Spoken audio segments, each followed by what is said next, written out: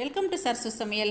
இன்றைக்கி நம்ம ஒரு சேமியா கிச்சடி தாங்க பண்ண போகிறோம். இந்த சேமியா கிச்சடி ரொம்ப குழையாமல் ரொம்ப விதையாகவும் இல்லாமல் ரொம்ப பர்ஃபெக்டாக எப்படி செய்கிறது அப்படிங்கிறது தான் நான் இன்றைக்கி உங்களுக்கு செஞ்சு காட்ட போகிறேங்க. இதுக்கு தேங்காய் சட்னி ரொம்பவே அருமையாக இருக்கும். வெஜிடபிள்ஸ்லாம் போட்டு நம்ம செய்கிறதால குழந்தைங்களுமே ரொம்ப விரும்பி சாப்பிடுவாங்க. வாங்க இப்போ எப்படி செய்கிறது பார்க்கலாம். வீடியோக்குள்ளே போகலாம். இந்த லிஸ்ட்டில் கொடுத்துருக்க பொடி வகைகள் எல்லாமே நாங்கள் வீட்லேயே தயாரிக்கிறோங்க. தேவைப்படுறோங்க இங்கே கொடுத்துருக்க வாட்ஸ்அப் நம்பரில் எங்களை காலை 10 மணி முதல் இரவு 7 மணி வரைக்கும் தொடர்பு கொள்ளலாங்க. இன்றைக்கி நம்ம செய்ய போகிற சேமியா கிச்சடிக்கு தேவையான பொருட்கள் எல்லாம் எடுத்து வச்சுருக்கேங்க. சேமியா இந்த மாதிரி தான் நான் வந்து 1 கப் அளவுக்கு எடுத்துருக்கேங்க. 1 கப்னா நான் 1/2 கிலோ பாக்கெட்டில் கொஞ்சம் மட்டும் மீதி வச்சுட்டு மீதி எல்லாத்தையுமே எடுத்துக்கிட்டேங்க. ஒரு 400 கிராம் இருக்கும் இந்த சேமியா. பாருங்கள், இந்த ஃபேவரட் சேமியா தான் நான் எடுத்திருக்கேன். அப்புறம் இந்த கிச்சடிக்கு வந்து தாளிக்கிறதுக்கு கேரட் கொஞ்சம் நல்லா ஸ்லைஸாக நறுக்கிக்கணும், அப்போ தான் சீக்கிரமாக வேகும். பீன்ஸ் நல்லா பொடி பொடியாக கட் பண்ணிக்கணும். உருளைக்கிழங்கும் இந்த மாதிரி பொடியாக கட் பண்ணிக்கணும். நீங்கள் வந்து பச்சை பட்டாணி இருந்தால் போட்டுக்கலாம், எங்கிட்ட இல்லைங்கிறனால இன்றைக்கி நான் இது 3 மட்டுமே எடுத்திருக்கேன். இஞ்சி கொஞ்சம் பொடியாக கட் பண்ணி வச்சுக்கணுங்க. பெரிய வெங்காயம் கட் பண்ணி வச்சுருக்கேன், தேவைக்கு போட்டுக்கலாம். தக்காளி ஒன்று, பச்சை மிளகாய் தேவைக்கு போட்டுக்கலாங்க. கொத்தமல்லி இலை. இப்போ நம்ம கிச்சடி தாளிச்சிடலாங்க. தாளிக்கிறதுக்கு தேவையான எண்ணெய் விட்டுக்கலாம். கடுகு சேர்த்துக்கலாம். கொஞ்சமாக உளுத்தம்பருப்பு போட்டுக்கலாம். கடுகு உளுந்து பொரிஞ்சாச்சு. வெங்காயம் பச்சை மிளகாய் சேர்த்துடலாங்க. மிளகாய் உங்களுக்கு காரத்துக்கு ஏற்ற மாதிரி சேர்த்துக்குங்க. இப்போ இந்த வெங்காயம் ஓரளவுக்கு வதங்கினா போதுங்க. இப்போ நம்ம காய் சேர்த்துடலாம். ஏன்னா காயெல்லாம் வதங்கிறதுக்குள்ள வெங்காயமும் நல்லா வதங்கிடும். நான் கேரட் பீன்ஸ் சேர்த்துறேங்க.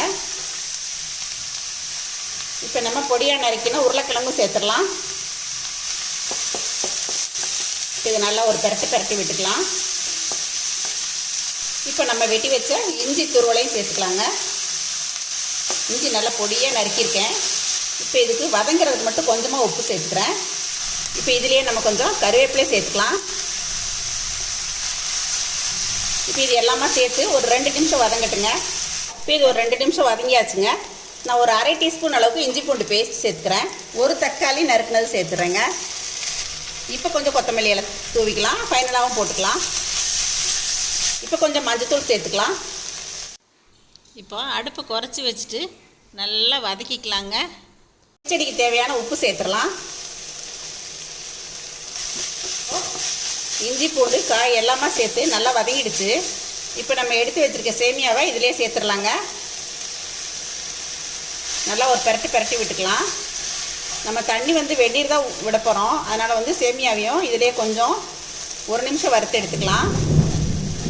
ரோஸ்டட் சேமியா தான் இருந்தாலும் 1 நிமிஷம் இந்த மாதிரி பெரட்டிட்டிங்கன்னா நல்லாயிருக்கும். இப்போ இது 1 நிமிஷம் நல்லா வறுத்துட்டேங்க. இதில் வந்து வெந்நீர் விட்டுக்கலாம். வெந்நீர் வந்து ஓரளவுக்கு கொதிச்சா போதும், ரொம்ப மலமலன்னு கொதிக்க வேண்டியதில்லை.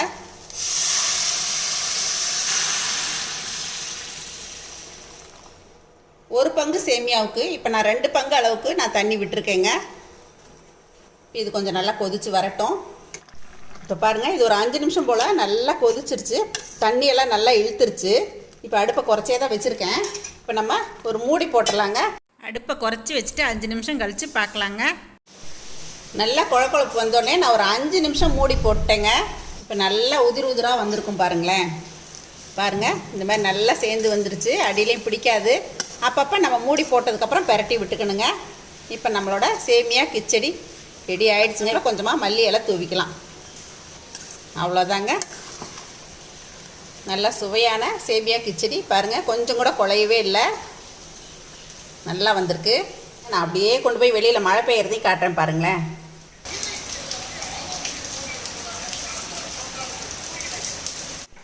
இப்போது சேமியா கிச்சடியும் தொட்டுக்கிறதுக்கு தேங்காய் சட்னியும் ரெடியாக இருக்குங்க. இந்த தேங்காய் சட்னி அரைச்சி வச்சுருக்கேன், இனிமேல் தான் கலக்கணும். இந்த சேமியா கிச்சடி பண்ணுறதுக்கு 1 பங்கு சேமியா எடுத்தீங்க அப்படின்னா 2 பங்கு அளவுக்கு நீங்கள் தண்ணி விட்டால் போதுமானதுங்க. கண்டிப்பாக நீங்களும் இந்த மாதிரி ட்ரை பண்ணி பாருங்கள். இதை பார்த்துட்டு எப்பயும் போல் உங்களோட ஃபீட்பேக் சொல்லுங்கள், ஷேர் பண்ணுங்கள், சப்ஸ்கிரைப் பண்ணுங்கள். தேங்க்யூ. சர்சு சமையல் பாருங்கள், சமையல் நல்லா பண்ணுங்கள்.